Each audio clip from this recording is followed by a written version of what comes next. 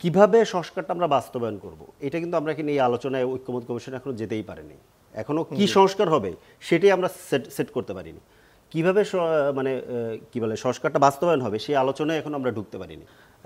মানে ব্যাপারটা হচ্ছে যে আমাদের ডেমোক্রেসি যদি আসলে আমরা করতে চাই, পুনঃস্থাপন করতে চাই, কিংবা ধরেন বাংলাদেশ আগে যেখানে ছিল, মানে 5 তারিখে কিংবা জুলাইয়ের আগে যেখানে ছিল, এরপরে বাংলাদেশকে যদি আপনি আসলেই একটা গণতন্ত্রের পথে আনতে চান, এই বিষয়গুলো তো একদম খুব বেসিক জায়গা। এই জায়গাগুলো তো আসলে মানে ছাড় দেওয়া না দেওয়ার ব্যাপার না। মানে এটা গণতন্ত্র প্রতিষ্ঠা করলে শুধু কি একটা নির্বাচন দিলে গণতন্ত্র প্রতিষ্ঠা হয়ে যাবে? নিশ্চয়ই তা না। কারণ আমরা তো নির্বাচনী প্রক্রিয়ার মধ্যে ছিলাম।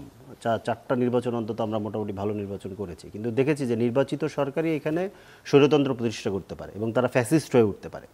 এই বন্দোবস্তটা আমাদের রাষ্ট্রের সিস্টেমের মধ্যে আছে, রাষ্ট্রের ক্ষমতা কাঠামোর মধ্যে আছে, অন্য জায়গাগুলোতে আছে। এখন এই বেসিক সংস্কারের যে জায়গাগুলো, এটার বেশিরভাগ জায়গাগুলোই বিএনপি তার 31 দফাতে বলেছে, যদিও তারা ওই সময় খুব পরিষ্কার করেনি, কিন্তু উচ্চকক্ষের কথা তারা বলেছেন।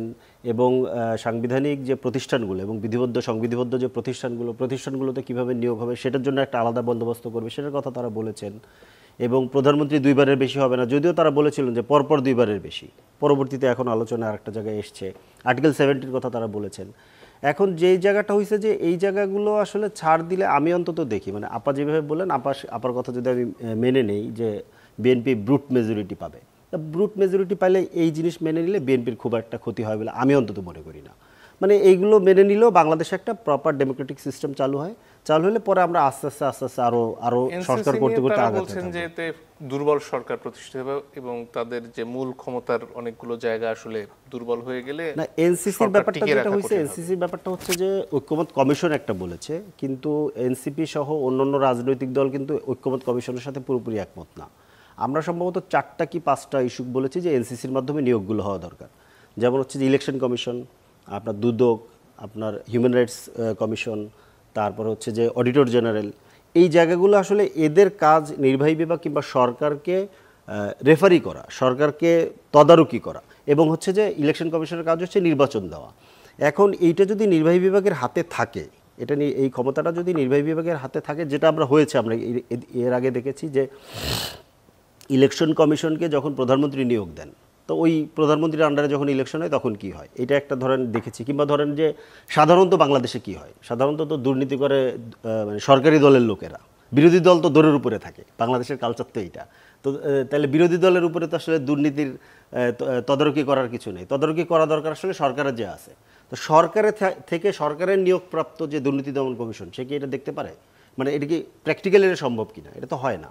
তো এই জায়গাগুলোতে ধরেন ওনাদের আপত্তির জায়গাটা ছিল হচ্ছে যে সশস্ত্র বাহিনী কিংবা ধরেন অ্যাটর্নি জেনারেল, এই জায়গাগুলো আমরা বলেছি যে এগুলো নির্বাহী বিভাগের হাতেই থাকা দরকার, কারণ এটা সরকারকে আসলে সরকারের হাতে থাকতে হবে, নাহলে সরকারের এখানে শক্তির ব্যাপার আছে। কিন্তু যে প্রতিষ্ঠানগুলো সাংবিধানিক প্রতিষ্ঠান এবং এটা নির্বাহী বিভাগের অধীনে না, সেই প্রতিষ্ঠানগুলোর নিয়োগটা কিভাবে হবে? আমরা আগে যেভাবে নিয়োগ করেছি এইভাবে নিয়োগ দিলে তো এটা অর্থহীন। 48-3 অনুযায়ী যেভাবে আগে নিয়োগ হয়েছে এটা দিলে এটা অর্থহীন, এটা দেওয়া না দেওয়া একই কথা হয়ে গেল। এখন এইরকম একটা খুব বেসিক জিনিসকে বিএনপি কেন আসলে আপার হাউজের সাথে ট্যাগ করে দিল, হুক করে দিল যে এইটা মানলে এটা মানবো, এটা মানলে এটা মানে 10 বছরের সাথে, এটা আমি ঠিক জানি না। মানে 10 বছরের যে ইস্যুটা এসেছে এটা তো আসলে বিএনপি ছাড়া প্রায় সবাই, বিএনপিও কিন্তু পরপর 2বার এবং এরপরে একবার, এভাবে বিএনপি 31 দফাতে আছে। 31 দফা ধরেন 2019 সালে যখন দেওয়া হচ্ছে, মানে প্রথম যখন 2016 সালে দেওয়া হচ্ছে, এরপরে 2022 সালে যখন দেওয়া হচ্ছে, তারপরে তো আসলে বাংলাদেশে অনেক মানে পথ পেরিয়ে গেছে। এরপরে আসলে 31 দফাতে স্ট্রিক্ট করা, এটা বিএনপিকেও আমরা তো বিএনপির লোকেরা মানে সারাদিন এই কথাই বলতে থাকে যে বিএনপি রিজনেবল দল, বিএনপি সব কিছু মেনে নিয়ে আগে। তাহলে এই জায়গাটা খুবই রিজনেবল, এটা খুব মানে এমন কি বলে যে অস্বাভাবিক কোনো চাওয়া না, একটা গণতান্ত্রিক রাষ্ট্রের জন্য এটা কোনো অস্বাভাবিক চাওয়া না। এইটা বিএনপি আমি মনে করি যে মেনে নেওয়া উচিত, বিএনপির মেনে নিলে এই সমস্যাটা সমাধান হয়ে যাবে। এটা এমন কোনো চাওয়া না যে এটাকে বিএনপিকে ধরেন ক্ষমতার বাইরে রাখা কিংবা বিএনপির ব্রুট মেজরিটি ধরেন পাবে না, এই ব্যাপারগুলো আসলে হবে না। পিআরের যে ব্যাপারটা এসেছে, পিআর তো আসলে উচ্চকক্ষের কথা বলা হয়েছে, পিআর তো নিম্নকক্ষে কেউ চায় না। এটা একটা রাজনৈতিক দলের অনুষ্ঠান গতকালকে ছিল, ওইখানে অন্য রাজনৈতিক দলের নেতারা দাওয়াতি মেহমান হিসেবে গিয়েছিলেন এবং ওটা তাদের মানে কি বলে তাদের বক্তব্য। এখন অন্য রাজনৈতিক দলগুলো এটার ব্যাপারে খুব সিরিয়াস পজিশন সম্ভবত জামাত ছাড়া আর কেউ নেয়নি। এনসিপি লোয়ার হাউসে পিআর চায় না। আপার হাউসের পিআর ব্যাপারটা হচ্ছে যে আপার হাউসে যদি আপনি পিআর না করেন তাহলে যেটা হয় যে আপার হাউস আর ধরেন ওই যে সংরক্ষিত যে আসন এটার মধ্যে তো পার্থক্য থাকে না। তাহলে আপার হাউস শুধু শুধু 100 জন নিয়ে খরচটা বাড়ানো দরকার কি? কারণ সে দিন শেষে টাকাটা তো খরচ হবে পাবলিকের ট্যাক্সের পয়সায়, তাহলে খরচটা বাড়ানোর তো কোনো দরকার নেই। যে একই লোক যদি থাকে, একই যে ধরেন প্রপোর্শন যদি থাকে, তো সেখানে তো একই ব্যাপার থাকে। আরেকটা বিষয় হচ্ছে যে আর্টিকেল 70-র ক্ষেত্রে ওনারা একটা নোট অফ ডিসেন্ট কিন্তু দিয়ে রেখেছেন। ওনারা বলেছেন যে জাতীয় নিরাপত্তা এবং সংবিধান সংশোধন এই প্রশ্নে ধরেন তারা তাদের ইয়ের মধ্যে রাখবেন, ইলেকশন ম্যানিফেস্টোর মধ্যে রাখবেন এবং ইলেকশনের পরে। এখন এটা হচ্ছে যে এটা কিভাবে সংস্কারটা আমরা বাস্তবায়ন করব, এটা কিন্তু আমরা এখানে এই আলোচনায় ঐক্যমত্য কমিশনে এখনো যেতেই পারিনি। এখনো কি সংস্কার হবে সেটাই আমরা সেট করতে পারিনি। কিভাবে মানে কি বলে সংস্কারটা বাস্তবায়ন হবে সেই আলোচনায় এখন আমরা ঢুকতে পারিনি।